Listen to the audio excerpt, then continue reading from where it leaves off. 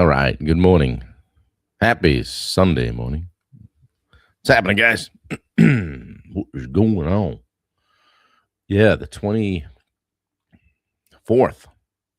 They've owned the house a month today. Got a lot done in a month. Didn't we, Wendy?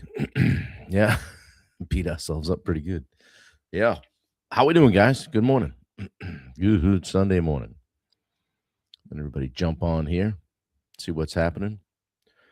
What better thing to do on a Sunday than to hang out on the live 365? Wearing my new TYM tractor hat. It was time to break it out. Good morning from Natchez. Yeah. Hello, Elizabeth. Yeah. First one in. A YouTuber today. I'm not sure if the YouTube comments come up on the Facebook feed, but they come up on my feed. So that means that you're first in. Good for you. How are things? Fred Turner with a goose morning. Goose morning. Wait a second. Is that S near the D on the keyboard? You ever get typing on that on your phone and I hit a period every time because the space bar is near the period. So every word when I'm searching something has a period after it. And they're all smushed together. You get the drift. Good morning, Andrea Gooch. What's happening? Yeah. Subscribers get a pop-up notification. That's cool. What better reason to subscribe? In fact, hang on a second. Let's look at this. I think we might have hit 400. We'll take a second. Let me see here. View your channel. 400 subscribers. Boom. So thank you for whoever did that. The 400th person to subscribe to the YouTube channel. That and 275 will get you a cup of coffee down at the local Citgo. Yeah. Come on, Wendy. We had fun. We had fun last night. We did a little break in the action. Went out and met some new friends down to the brew pub there, down to Katahdin Brew Works, and yeah, had fun. We knew a couple people, and Nate from Richardson's Hardware told us they had some live entertainment, and you know how I like to see some live guitar. So the guy was good. Was it Alex Smith? I think it was. Yeah, good dude. So he did a good job. So alarm in the phone is good. Yeah, we like that. And we had fun. It was good to take a break, meet some people, hang out a little bit. Good vibe down there. A little live music, 5 to 8 type of thing. So that way you're not out too late. You get to see all the blue hairs, cotton tops. They had a barbecue truck set up out front. So it was a good time. Good time, good people. Met the owners. And they've been at it about 5 years. So you know how I like to chat with a small business owner. And met a guy wearing a Celtic sweatshirt that looked like Larry Bird. So of course, I had dubbed him Larry. He loves me. He's a good dude. He's going to be running for office somewhere down near where we used to live. So we waded into politics briefly. But then we decided to curtail that conversation. It's never good. So, shoot. Yeah, I'm going to go over to that. We did some mowing yesterday. I mowed the field. She's coming together like it's looking like the Masters out front on the field. Cut that thing with straight lines.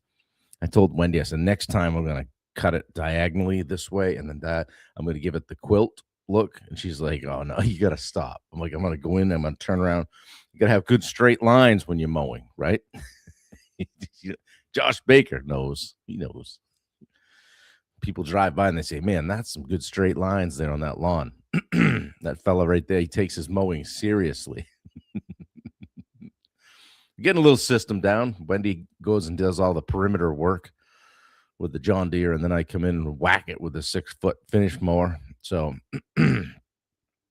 yeah, I'm going to do some fun stuff with that, Andrea, whether she likes it or not. I'm like, hey, I'm having fun. Yeah, we did that, and then we decided to take a little break and go out and have a date. So it was good. 1 month in of owning the house and working on it, and when I look back at the things that we've accomplished in a month, it's actually pretty amazing. So we need to dial it back just a little bit so we can make it 2 months. Oh shoot! But anyway, pretty close on demo and stuff like that. It's really got to switch out a couple of window locations and build a bathroom wall. But as far as, well, that's not really demo, but as far as getting ready, we had a drywall guy come over on, I don't know what day, Friday, Saturday. I think it was Saturday. And he walked through. And so I think he's going to be able to, we're going to make it work with him so that I don't have to be in the drywall business, which is going to be good.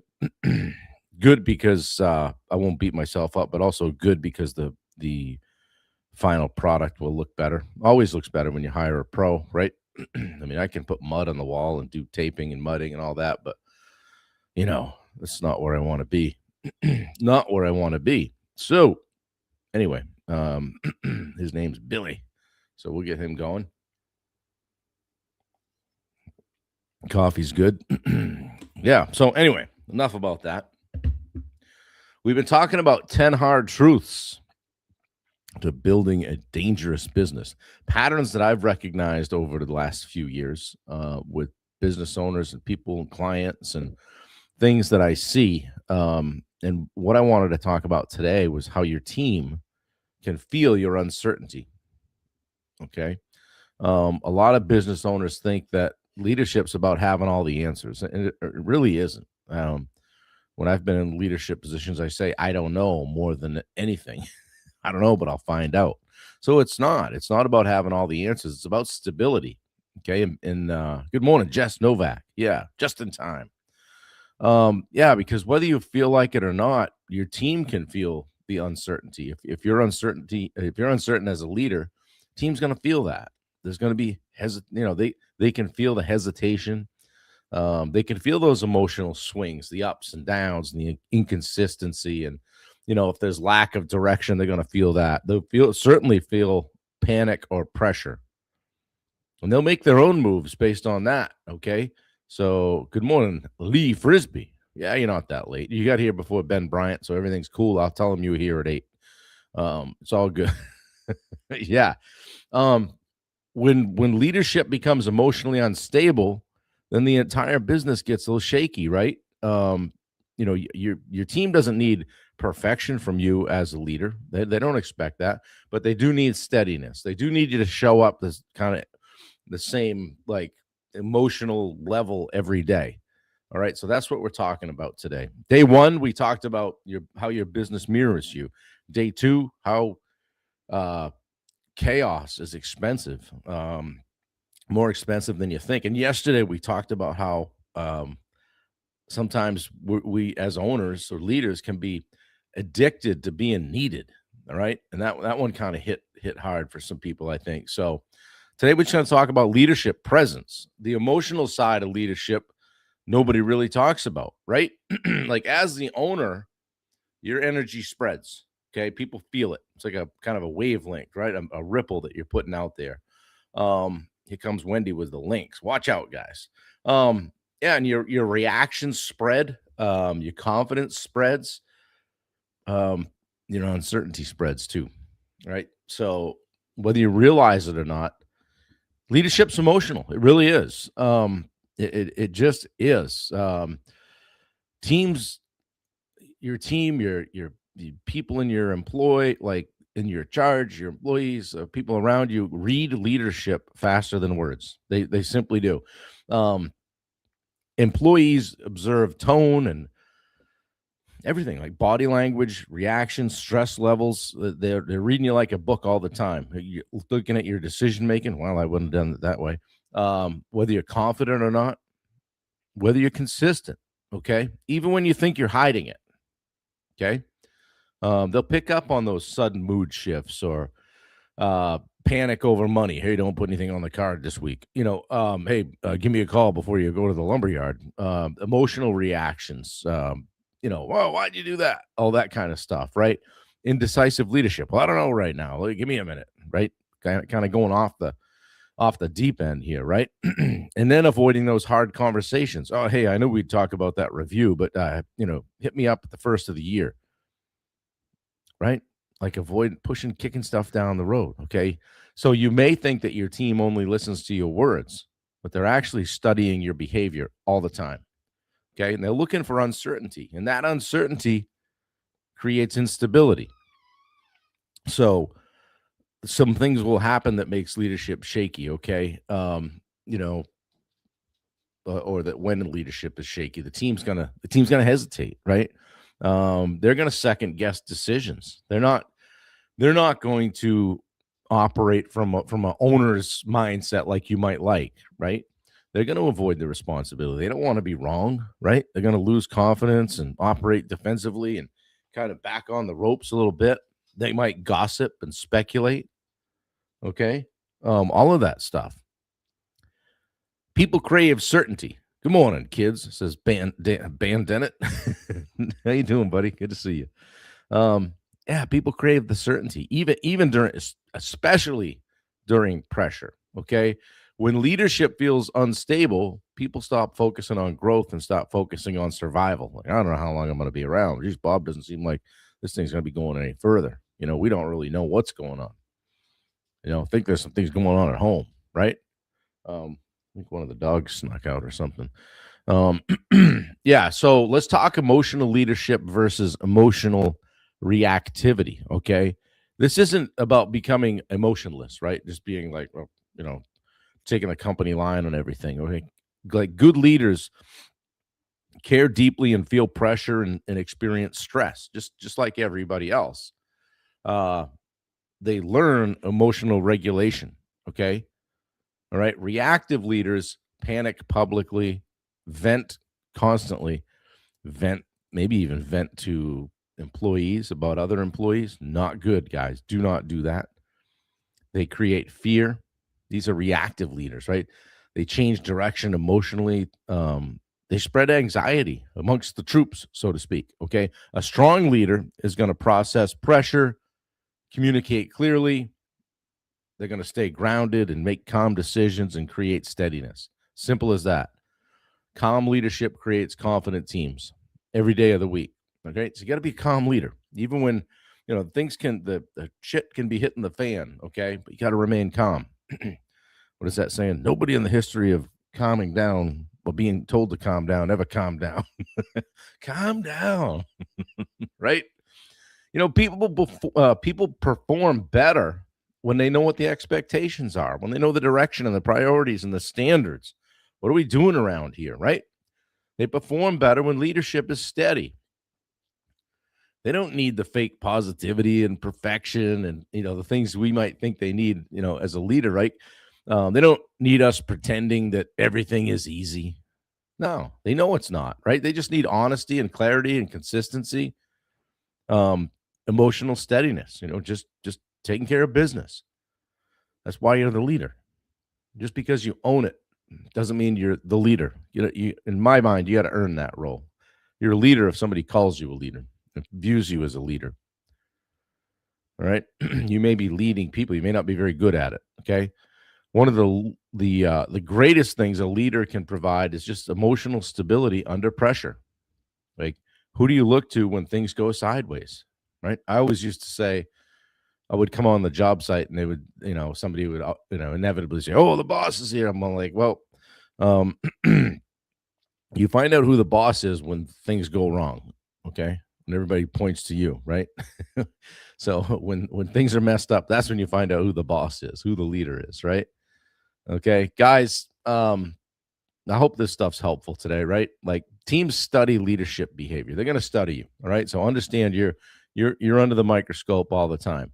Uncertainty spreads quickly, so be mindful of how you're showing up, how you're projecting, what you're putting out there to the team, okay? Emotional reactivity damages trust. Okay, they're not going to trust you if you're just reacting emotionally all the time, or if they don't know that they're going to get yelled at. That calm leadership is what creates confidence, guys. Okay, so just be calm. All right. Let me ask you this: what energy are you currently bringing into your business every day? Is it like, Oh, Josh showed up and, just threw all his stuff on the desk and slouched down in his chair. It's Monday. Hmm. You know, be careful what you're putting out there versus, clapping your hands together and say, all right, guys, this is what I want to get done this week. Looking for some input, whatever it is, right? Okay. Throw your comments in the chat if this was helpful to you guys today. A fist pump or something like that. A foot, whatever, a duck, as Roy would put in there.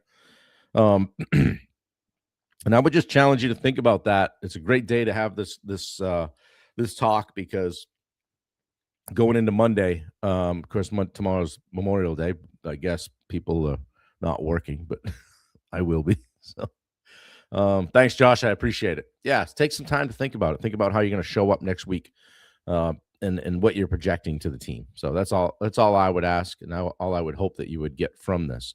And hey, if you haven't joined Edge Live yet, please do. Wendy's got the link in there. It's the last one she put in. You can hop on that today. Get kicked off for the next call is on Tuesday at 5 p.m. All right. We talk about the leadership beyond tactics and everything in the Edge Live. We talk about emotional regulation and communication. And don't you know, we talk about standards and presence and accountability, all of that. In fact, accountability is the one word that probably, rules the day, so to speak, in the group. Big on accountability. All right. Again, I think it's the best value out there in the personal development space and business development space. A lot of people are out there coaching. Okay. A lot of people are out of their lane. I try to stay in my lane. Okay. I try to stay in my lane. I've done a bunch of things I haven't done. I can share with you the experience on the things that I have done. But I also have a great network, great connections of people that I can connect you with if for some reason I can't help you. So, and I routinely say, I don't know. Okay. So we'll figure it out together. On Tuesday, we have our I call it our office hours call. And it's more of a mastermind, kind of a hot seat. Let's say Josh comes to the mastermind call, the office hours calls, and we look for somebody, say, okay, who wants to hop on the hot seat? Josh raises his hand and says, okay, I'm in. And say, okay, Josh, what do you think is the biggest constraint in your business right now? What's your biggest challenge that you're having, or what do you want to attack tonight? So Josh goes on to tell about what he's got going on. Then we kind of go roundtable on Josh, where everybody that's on the call gets an opportunity to ask Josh clarifying questions. No, hey, have you thought about this? Hey, I would do this. Hey, I did this. None of that. No feedback yet. Just questions, just clarifying questions on to the next person and all the way around. And it gets to me. I ask some more clarifying questions. And then we go around, and the first person that asked a question offers their feedback. Here's what I think. Here's what I've tried. Here's what I've seen people do. Or, gee, I don't have anything for you. Haven't dealt with that before. And it gets back around to me, and I kind of package it all up at the end and give Josh 2 or 3 action items and takeaways where he can now go back and say, all right, this is what I'm working on this week because I want to get back to the group and tell them how everything worked out. All right. And we hope to have time for a couple of those per call. And that's on our office hours calls. Our other 2 calls are business development and personal development related calls. So we tackle 3 per month. We're going to have a blast with it, slowly building what I'm going to call the greatest personal and business development community out there. Certainly the greatest value. All right. So guys, check it out. Hit the link. Would love to see you. Share this out if you don't mind. Okay. Papa share. You guys have been sharing it a lot, which is great. So we see new people in all the time. And I get it's funny, not too many weeks go by where somebody, I realize, wow, that person's watching I call it my live. They're watching my live, and I've never even seen them comment, or I've never had them ask a question, or they've never been on it. They always catch it on the replay. So to you guys that watch on the replay and never comment, thank you. I appreciate it. I hope it serves you in some way and helps you in some way to watch it. And I hope that over 500 and we must be at what's today? Sunday. So we're at 514 days, I think now. But just going to keep the foot on the gas. All right. So I appreciate you watching. Appreciate you sharing it out. Looking for new people all the time to jump on to be able to help, because what I lead with is just wanting to help people first. So, anyway, guys, we got stuff to do today, right? Can't be hanging around here all day. We hope to take it a little bit easy today. Hands are doing okay. They're still kind of puffy and full, and I got a pretty good gouge there from my from my quick exit off the faulty ladder by Little Giant. I'm gonna have to call those guys. See if they can add a human restraint system to the ladder or bigger feet. Little Giant, big feet. Yeah, just because you can put those things up on stairs and it's really cool and they're still easy to climb doesn't mean that when you get to the top you're in all that much better shape. There's a long way down onto that concrete footing thing that I fell on. The road rash on my leg is looks like I slid into second base. So the road rash on the concrete, but I thought I might have tweaked the shoulder pretty good, but just kind of jolted it. And for a second there, I was like, oh, I think I probably broke my wrist. There's no way I fell from that high and didn't break my wrist. However, probably would have killed the average man, if I'm being honest. Just kidding. I'll be more careful, I promise. And you guys that watch and worry about us, we're doing all right. We're staying down low today, so we'll have some fun on some things. But yeah, Bailey and my mother came up for the day on Friday, and we get to hang out and have lunch on the deck. So we had our first deck guests for lunch out there and had a nice time. So anyway, I'm just rambling now. So guys, have a great day today. Enjoy Sunday. If you're off tomorrow, make the most of it. Don't forget to maybe take a second and think of, and we'll mention this more tomorrow, but think of those who have served and have given up their tomorrows for our todays, so to speak. I guess that's the best way I can say that. So Jameson Griffin, good to see you, buddy. All right, guys, I'm out. I love y'all. Have a fantastic day today. Do something nice for somebody and ask yourself who needs more from you. Talk to you later. We're gone. See you.